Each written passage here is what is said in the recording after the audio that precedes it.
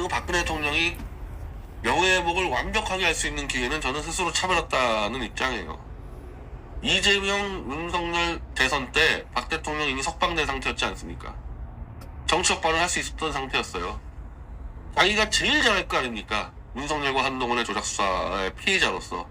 그때 저는 이재명 편들라는 게 아니고 박 대통령이 겪은 대로 얘기를 했어야 되는 거야. 윤석열, 한동훈이 어떤 조작 수사했는지 그걸 밝혀서 이런 조작 검사들 돼도 되냐. 이재명까지 가기 전에 경선 때 얘기했으면 될 거 아닙니까? 경선 때 그 유승민하고 홍준표하고 다 붙었잖아요. 그때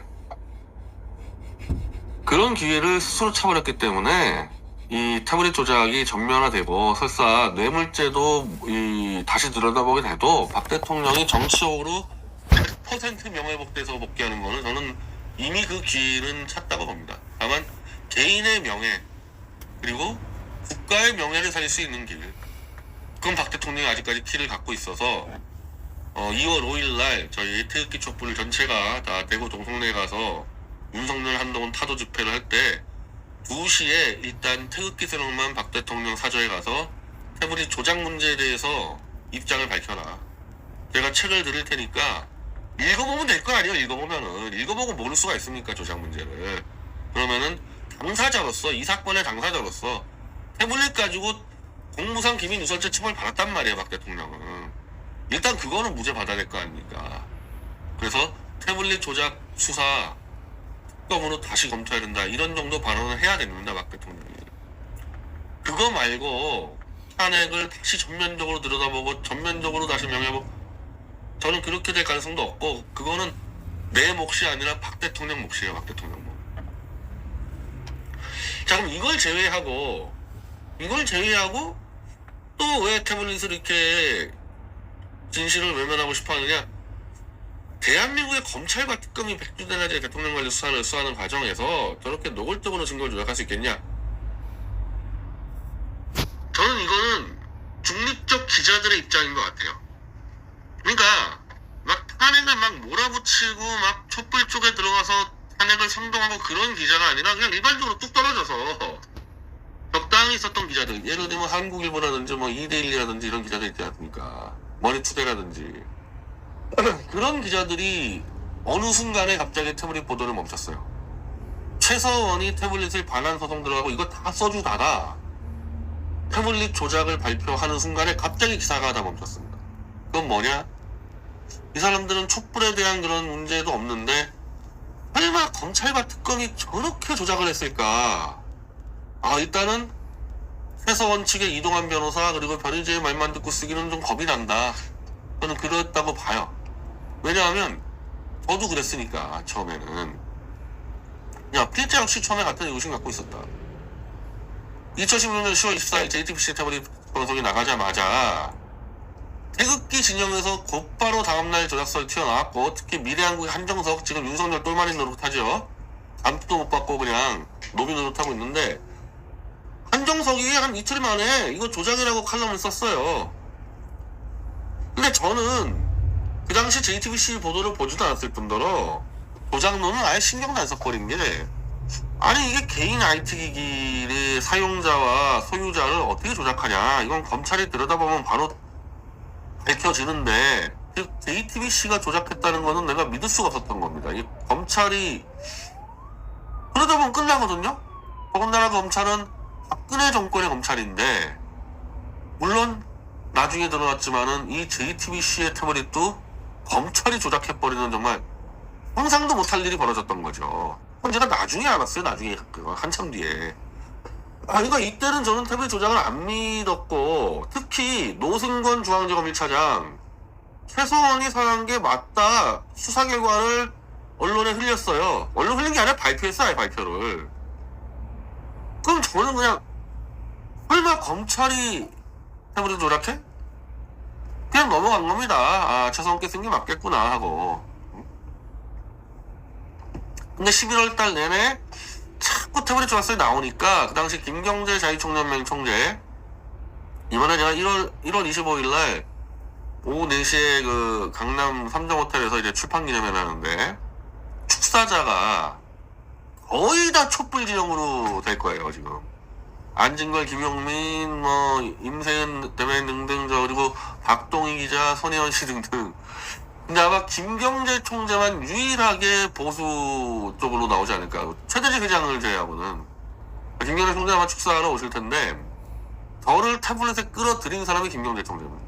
왜냐하면 자꾸 자유총연맹에다가 전화하거든. 태블릿 조작됐는데 자총이 뭐하고 있냐. 저를 2번을 불렀어요, 김총재가. 제가 2번 다, 이거 검찰이 조작에 끼지 않고는 이거 불가능합니다, 이거. 너무 쉬운 문제여서, 이거 포렌식 한 번 하면 다들 하는데, 어떻게 검찰이 같이 JTB가 조작했겠냐, 이거 아니다. 제가 2번 다 거절하니까, 이제 2번째는, 11월 말이에요. 조작이 아니면 조작이 아니라고 발표해서 보수층이 가짜뉴스에 휘둘리지 않도록 해라. 이렇게 제안해서 제가 어쩔 수 없이 11월 말에 검토를 하게 된 겁니다. 태블릿이 조작되지 않았다. 이거를 제가 자유총연맹의 공식 입장을 발표하려고. 저는 그 당시 자유총연맹 총재의 사회특보였어요. 근데, 자, 그래서 제가 이게 이제 2018년 5월에 제가 구속이 되는데, 자, 고의로 명예를 훼손하려고 했다라는 이게 검찰의 주장에 이게 말이 안 된다는 게, 나는 JTBC가 조작하지 않았다는 것을 밝히기 위해서 조사를 했다. 그래서 이건 사실은 제 방어권에 해당되는 문제인데, 윤석열이하고 한동훈이는 김경재 총재에게 채무를 미룬 다음에 이걸 또 구속사유로 악용합니다. 이것들을 한 밭은 엄청난 정말 이 무시무시한 심판을 내려야 돼요. 사유가 너무 명확하잖아요. 내가 일부러 JTBC 보도가 가짜라고 하려고 마음먹고 조사한 게 아니라 JTBC가 정당하다고 발표하려고 조사한 게 너무 명확한데, 이걸 구속사유로 삼아요, 이놈들은. 그래서 이미 나는 JTBC 우호적 입장에서 조사를 시작했단 말이에요. 이때는 뭐 아무 자료 없죠. JTBC 보도만 보고. 근데 보도만 봐도 이게 아닌 거야. JTBC 이 보도로만 봐도 최서원 게 아닌 거예요. 최서원 게. 가장 핵심적으로 최서원 딸 정유라가 요즘 주장하듯이 어머니의 스마트폰에는 손주들 사진으로 가득하고 정유라 사진 가득하고 승마장 말 사진 가득한데, 왜 태블릿에는 최서원 것이라면서 왜 어머니가 맨날 사진 찍고 보는 손주들 사진이 한 장도 없고 1년에 한 번씩 만날까 말까 하는 조카들 사진만 있냐. 여기서 이미 아닌 거예요. 내가 처음 문제 제기한 게 이거였어. 최서원께 맞으면 최서원 사진 있는 게 중요한 게 아니라 최서원과 계속 만나고 있는 정유라하고 손주 사진도 있어야지. 왜 이게 없냐. 그리고 결국 이게 나중에 포렌식 해보니까, 자, 최서원께 맞으면 최서원이 뭐 검색했겠습니까? 계속 독일에 왔다 갔다 하고 승마장 왔다 갔다 했었는데, 독일하고 승마장 관련 웹 사용 기록이 나와야 되겠죠? 최서원이 했다면은. 이거 한 건도 없어요. 웹 사용 기록에 한 건도 없어요. 뭐가 있었냐?